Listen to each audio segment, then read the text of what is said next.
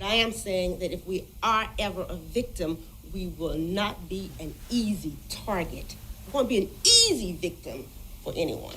Juliet Hill Akins and her daughter Jasmine just completed gun safety training after learning 40 females were killed in Memphis this year. One woman shot in the head in the medical district at Serenity Recovery Center Monday night now fights for her life. A fight Juliet says is all too common. That's one of the reasons I wanted my daughter to be trained to defend herself, because I don't want her to be a victim. I think if more women were trained, then the numbers would be a lot lower. More and more women across Shelby County are completing gun and safety training. Benny Cobb, a retired captain with the Shelby County Sheriff's Office, teaches the classes. We opened the facility up, the training facility back up at the 1st of September, and I've had 90% of my students have been females. Normally it's about 50% each. Cobb says you can protect yourself by being aware of your surroundings, park and well-lit areas. Juliet, who's also an attorney, says the criminals she encounters in the courtroom prey on women walking with little confidence. When a woman walks with her head down, that says something. That says that either they're scared, their esteem is low. Remember, you cannot be aware of what's happening around you if your head is held down. So remember, walk with pride, walk with class, walk with dignity, because that could mean the difference between life and death. And if you want to learn more about that gun and safety training, visit our website, fox13memphis.com. Live in Bartlett, Siobhan Riley, Fox 13 News. This picture of Charles Best is from day 2 of the stage sit-in. The former Woolworth worker says the men at the segregated lunch counter kept asking for a cup of coffee over and over. It was that moment that sparked a change across our country. A moment in history Best says gave him so much hope. I would go along to the dirt needs to be down here, and I put it all in here. Come on down. There's a story behind this lunch counter. Right here is one of the original bus trays that I carried dishes in. That Charles Best visits at least once a month. I'll say, hey, we need dishes. We need plates. At the International Civil Rights Center in downtown Greensboro. The Greensboro 4 sitting right in this section here. That's when one of the waiters walked up and said, we don't serve color folks here. But they kept on sitting. If you look closely at this photo, that's often seen around the world of 4 men, including 2 of the original North Carolina A&T Greensboro 4, who refused to give up their seats at an all-white lunch counter February 1st, 1960. You will also see a 5th man. A young guy right there. I was 23.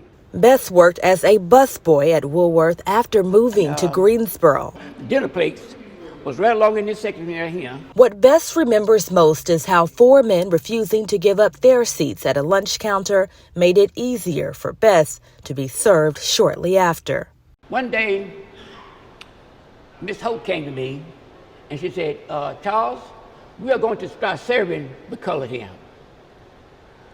Because if we serve the colored here, we want our employees to be the first one to be served.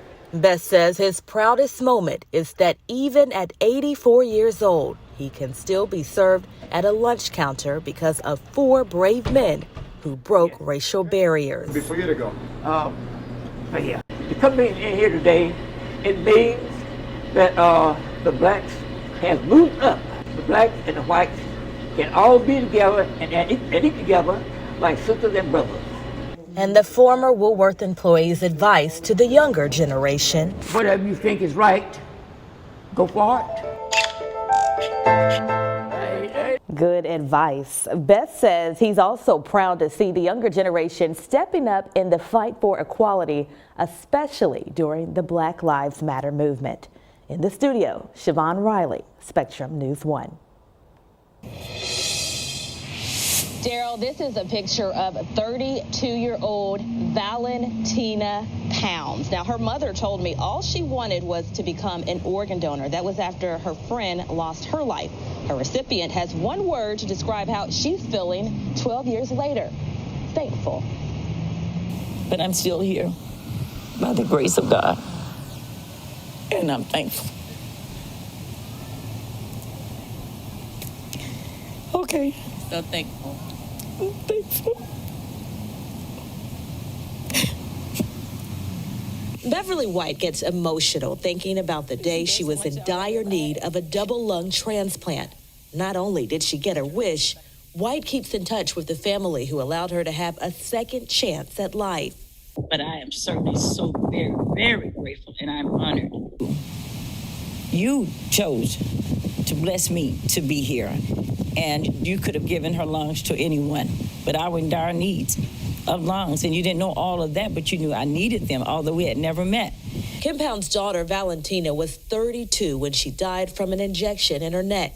Pounds says the doctor hit the main artery. And I'm really blessed that she got both of my daughter's lungs, because she's really amazing and everything, and I'm just really proud of her. Doctors told White she wouldn't have lived to see the next day if she hadn't received the gift of life. I didn't find this out until after I got the lungs. There were two people there for the lungs, myself and someone else, but of course you don't know any of this. And the doctors told me that the other person, they were going to give that person the other lung. But I was a perfect match. That's why White always manages to tell the Pound family how much she loves them. And I will always love you, Kim. I will always love you. Love you, Kim. Happy Thanksgiving. Happy Thanksgiving. We love you. We love you more.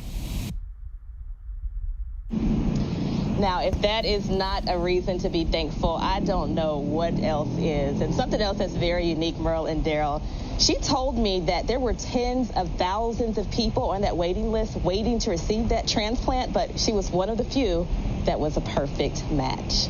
Merle, Daryl.